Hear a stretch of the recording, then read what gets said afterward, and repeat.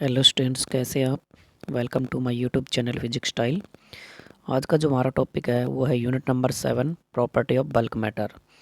तो property of bulk matter में सबसे पहले हमारे पास जो टॉपिक है वो है आज का मॉडुलस ऑफ रिजिडिटी। ये हम आपको पढ़ाने जा रहे हैं मॉडुलस ऑफ रिजिडिटी। तो मॉडुलस ऑफ रिजिडिटी देखिए होता क्या है। Modulus of rigidity it is defined as the ratio of stress to the strain. यानी जो स्ट्रेस होता है और जो स्ट्रेन होता है वो आपस में क्या होते हैं, एक दूसरे के डायरेक्टली प्रोपोर्शनल होते हैं। ओके, तो जो स्ट्रेस होता है वो होता क्या है, जब हम किसी बॉडी के ऊपर फोर्स लगाते हैं एफ, जिसको हम बोल सकते हैं कि अगर हमने यहाँ पर कोई अप्लाइड फोर्स लगाया है, या फिर हम बोले कि जिसको डिफॉर्मिंग फोर्स बोलते हैं, डिफॉर्मिंग फोर्स अगर हमने लगाया है तो इसका मतलब वहाँ पर क्या हो जाएगी, बॉडी अपनी शेप चेंज कर लेगी। ठीक है, और अगर हमने उसको क्या कर दिया, कहने का मतलब ये है, अगर हमने उसके फोर्स को वापस छोड़ दिया, मतलब लीव कर दिया, तो बॉडी अपने ओरिजिनल शेप में वापस आ जाएगी। तो अब ये जो स्ट्रेस होता है ये होता है कि जो नॉर्मल जो हमारे पास में जो फोर्स होता है वो पर यूनिट एरिया, जो स्ट्रेस होता है वो हमारे पास में जो नॉर्मल फोर्स होता है ना पर यूनिट एरिया, उसी को क्या बोला जाता है, स्ट्रेस बोला जाता है।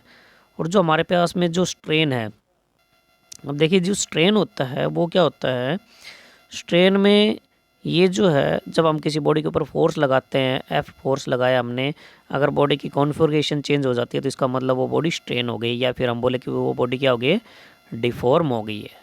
ठीक है, तो वो होता है स्ट्रेन। अब देखिए जो स्ट्रेन और स्ट्रेस दोनों एक दूसरे के डायरेक्टली प्रोपोर्शनल हैं, तो यहाँ पर प्रोपोर्शनल को हटाने के लिए हमने ई शो किया है।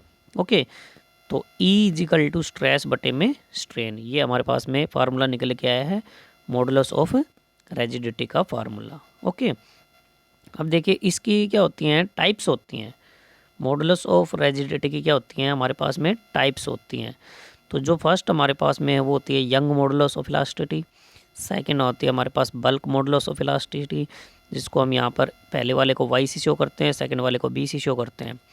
और एक होती है मॉडुलस ऑफ रिजिडिटी, जिसको बोलते हैं sharing modulus of elasticity. Okay, इसको हम कैपिटल जी से शो करते हैं नंबर थर्ड को। ओके, अब देखिए जो सबसे पहले जो हमारे पास में जो फर्स्ट है वो है यंग मॉडुलस ऑफ इलास्टिसिटी, जिसको हम वाई से डिनोट करते हैं। ठीक है, ये देखिए क्या होता है, it is defined as the ratio of normal stress to the longitudinal strain. यानी हमारे पास जो नॉर्मल स्ट्रेस होता है, यानी जिसको हम लिखते हैं कि फोर्स बटे एरिया, वो, और दूसरा लॉन्गिट्यूडिनल स्ट्रेन, इसका मतलब हमारे पास में लॉन्गिट्यूडिनल स्ट्रेन क्या होता है, डेल एल बटे में एल होता है, यानी चेंज इन कॉन्फ़िगरेशन अपॉन में ओरिजिनल कॉन्फ़िगरेशन। यहाँ पर ओरिजिनल कॉन्फ़िगरेशन एल है, change in configuration del L है, तो यहाँ पर इसकी लेंथ चेंज हो गई। ठीक है, इसका मतलब यहाँ पर जो लॉन्गिट्यूडिनल स्ट्रेन है वहाँ पर क्या हो जाती है, उसकी लेंथ चेंज होती है, तो डेल एल बटे में एल, ये इसका फार्मूला होता है लॉन्गिट्यूडिनल स्ट्रेन का। तो हमारे पास यंग मॉडुलस जो है उसका फार्मूला जो निकल के हमारे पास में वो ये आ गया है, फोर्स बटे में डेल एल बटे में एल। अब ये जो है हमारे पास में, जैसे कि ये कोई रिजिड सपोर्ट है, यहाँ पर हमने किसी ऑब्जेक्ट को लटका दिया ऐसे, तो उसकी ओरिजिनल लेंथ एल थी, तो नीचे अगर हमने यहाँ पर फोर्स लगाया एफ और उसको नीचे की डायरेक्शन में हमने थोड़ा सा खींच दिया डॉटेड लाइन में, तो डेल एल उसकी क्या होगी, यहाँ पर पोजीशन चेंज हो गई है। तो पोजीशन चेंज होने के बाद में वहाँ पर क्या हो गया, वो बॉडी स्ट्रेन हो गई है, तो इसको बोलेंगे हम लॉन्गिट्यूडिनल स्ट्रेन, जिसका फार्मूला डेल एल बटे में एल। तो जो टोटल यंग मॉडुलस का फार्मूला गया हमारे पास में एफ एल अपॉन में ए डेल एल। ठीक है, ए यहाँ नीचे आ गया, एल ऊपर चला गया है। ठीक है, दूसरी बात यहाँ पर जो ए होता है वो उसको हम लिख सकते हैं पाई आर स्क्वायर, तो ये हो गया हमारे पास area pi r square del L. अब दूसरी बात, इसके इंपॉर्टेंट पॉइंट्स आपके ये हैं कि यंग मॉडुलस जो वेलोसिटी होती है वो सिर्फ सॉलिड में ही इन्वॉल्व होती है। ठीक है, दूसरी बात ये होती है greater is the value of young modulus greater is the elasticity, जिसकी इलास्टिसिटी जिसकी यंग मॉडुलस ज़्यादा होगा, यानी वाई की वैल्यू जितनी ज़्यादा होगी उसकी इलास्टिसिटी उतनी ही क्या होगी, ज़्यादा होगी।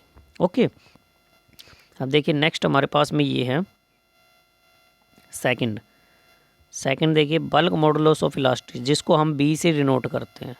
ये होता है it is defined as the ratio of normal stress to the volumetric strain. Normal stress और वॉल्यूमेट्रिक स्ट्रेन दोनों का रेशियो होता है बल्क मॉडुलस। वॉल्यूमेट्रिक स्ट्रेन जो होता है वो हमारे पास होता है डेल वी बटे में वी, ये इसका फार्मूला होता है। अब यहाँ पर ये है कि जो एफ ए है, एफ बटे ए, ये तो होता है नॉर्मल स्ट्रेस जो हमने आपको बताया है, और जो वॉल्यूमेट्रिक स्ट्रेन है ये हमारे पास में यानी चेंज इन, हमारे पास चेंज इन कॉन्फिगरेशन बटे में ओरिजिनल कॉन्फिगरेशन, तो यहाँ पर हो जाएगा चेंज इन वॉल्यूम बटे ओरिजिनल वॉल्यूम हो जाएगा।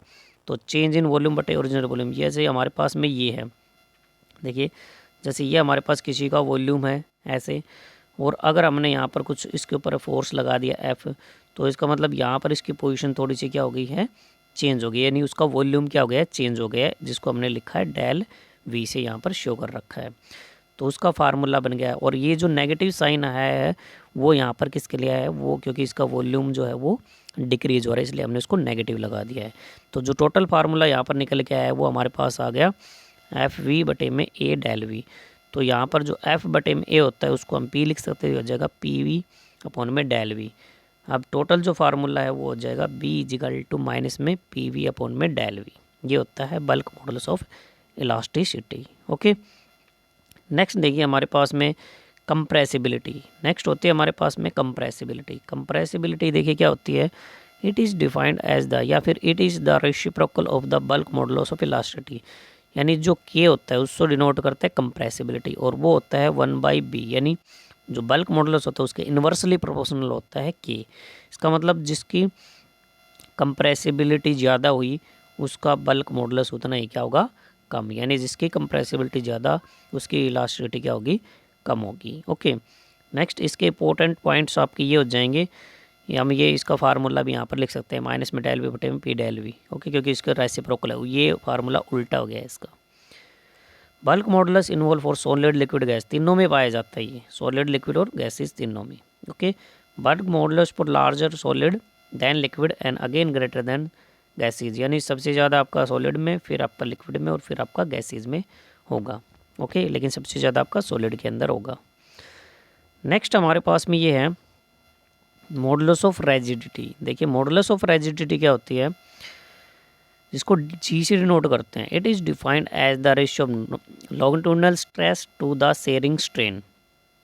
अब ये जो हमारे पास में जिसको हम लॉन्गिट्यूडिनल ही टेंजेंशियल स्ट्रेस होता है, तो टेंजेंशियल जो स्ट्रेस होता है वो, यानी जिसको हम फोर्स बटे एरिया लिख सकते हैं वो, और हमारे पास में शेयरिंग स्ट्रेन, जो शेयरिंग स्ट्रेस होता है, स्ट्रेन जो होता है उसको हम डेल एल बटे में एल लिख सकते हैं। यहाँ पर जो है उसकी ओरिजिनल शेप जो है, यहाँ पर देखिए इसकी ओरिजिनल शेप ये है, यहाँ पर ये ऐसे, अगर हमने यहाँ से थोड़ा सा फोर्स लगाया ऐसे, तो इसका मतलब यहाँ पर उसकी शेप क्या है, ये ऐसे हो गई इसकी शेप, यानी यहाँ पर एंगल बना दिया हमने थीटा, यहाँ पर भी थीटा बना दिया, डेल एल उसकी पोजीशन यहाँ पर थोड़ी सी चेंज हो गई है।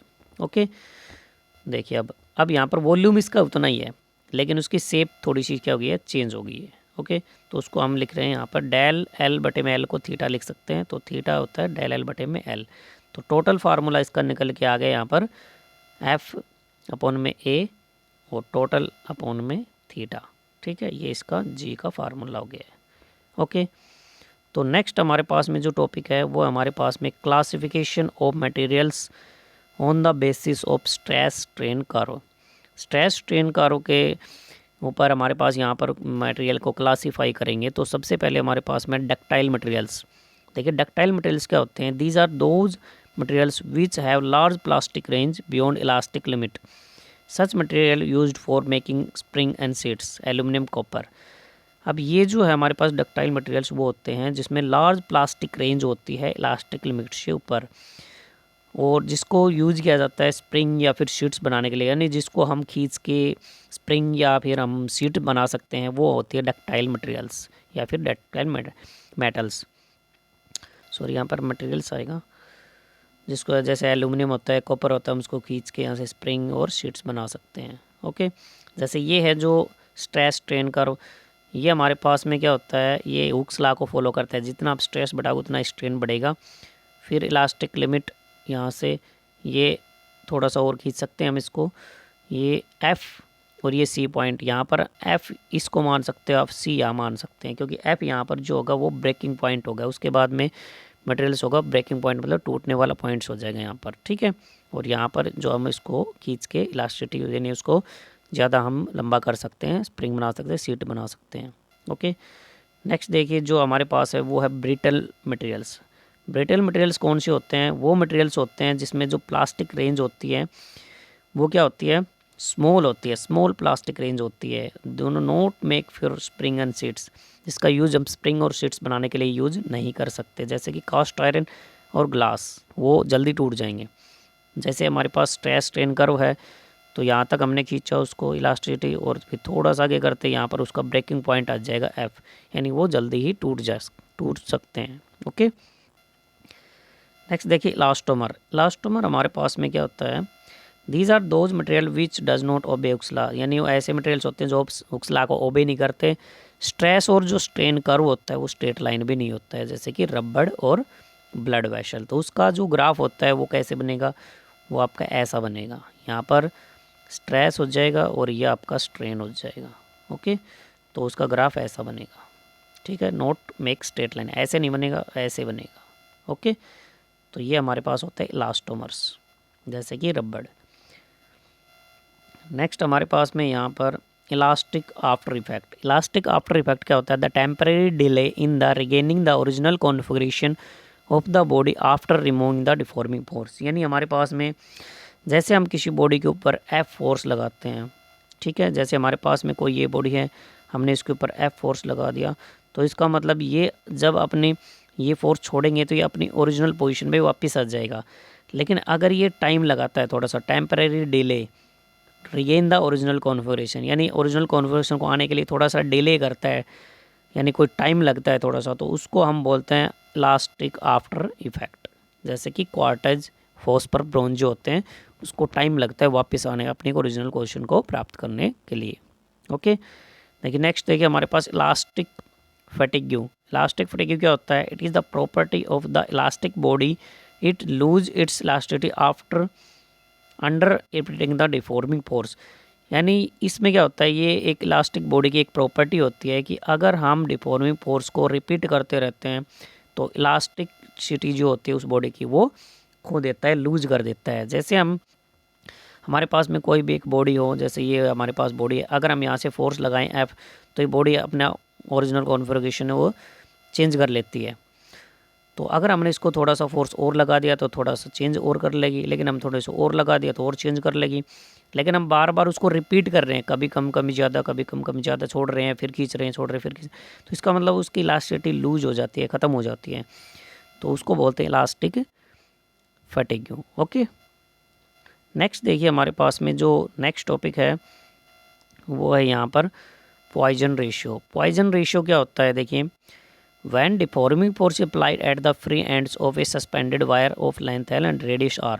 जैसे हमारे पास ये देखिए समझाते हैं इसको, जैसे ये हमारे पास कोई एक वायर है जिसकी लेंथ L है, अगर हमने यहाँ पर इसके ऊपर एक फोर्स लगा दिया F और इसका रेडियस कितना था? R था, तो अगर हम यहाँ से इसके ऊपर फोर्स लगाते हैं तो मान लीजिए कि इसकी जो लेंथ है वो कितनी होगी? यहाँ से थोड़ी सी चेंज हो गई, लेंथ थोड़ी सी चेंज हो गई, मान लीजिए डेल एल इसकी लेंथ चेंज हो गई, तो इसका मतलब अगर ये इसकी लेंथ बढ़ेगी तो यहाँ इसका रेडियस क्या हो जाएगा? वो कम हो जाएगा, तो इसका रेडियस क्या हो गया? चेंज हो गया। तो यहाँ पर क्या होगा? हमारे पास में two types of the strain are produce, तो दो टाइप के यहाँ पर स्ट्रेन प्रोड्यूस होंगे। पहला तो लॉन्गिट्यूडिनल स्ट्रेन, इसका मतलब यहाँ पर उसकी लेंथ चेंज हो गई, ठीक है। दूसरी बात ये है कि लैटरल स्ट्रेन। लैटरल स्ट्रेन का मतलब यहाँ पर क्या होगा? उसका रेडियस चेंज हो गया है, पहले जो रेडियस आर था वो अब डेल आर हो गया है, ठीक है। तो इसको बोलते हैं पॉइजन रेशियो। तो पॉइजन रेशियो का फार्मूला लैटरल स्ट्रेन बटे में लॉन्गिट्यूडिनल स्ट्रेन, जिसको सिग्मा से नोट किया जाता है। तो sigma is equal to lateral strain जो था हमारे पास माइनस का डेल आर बटे आर, और लॉन्गिट्यूडिनल स्ट्रेन हमारे पास था डेल एल बटे में एल। तो टोटल जो निकल के हमारे पास में ये आ गया माइनस का डेल आर एल अपॉन में डेल एल इंटू में आर, क्योंकि यहाँ पर जो नेगेटिव साइन जो लगाया है वो किसके लिए लगाया है? क्योंकि जो वैल्यू है डेल आर जो है हमारे पास में यहाँ पर क्या हो रहा है? वो देखिए increase the length and decrease the radius, क्योंकि यहाँ पर जो रेडियस है वो डेल आर हो गया है पहले जो आर था, क्योंकि इसका रेडियस कम हो गया है लेंथ बढ़ाने से, ठीक है, इसलिए हमने अब इसको नेगेटिव लगाया है। तो ये था हमारे पास में जो आपका जो टॉपिक था फर्स्ट जो पार्ट था आपका वो है यूनिट नंबर 7 का प्रॉपर्टी ऑफ बल्क मैटर। तो ये आपका लास्ट टॉपिक था पॉइजन रेशियो। जो नेक्स्ट जो टॉपिक आएंगे वो आपके पार्ट नंबर बी के अंदर आएंगे। Okay guys, thank you and have a nice day.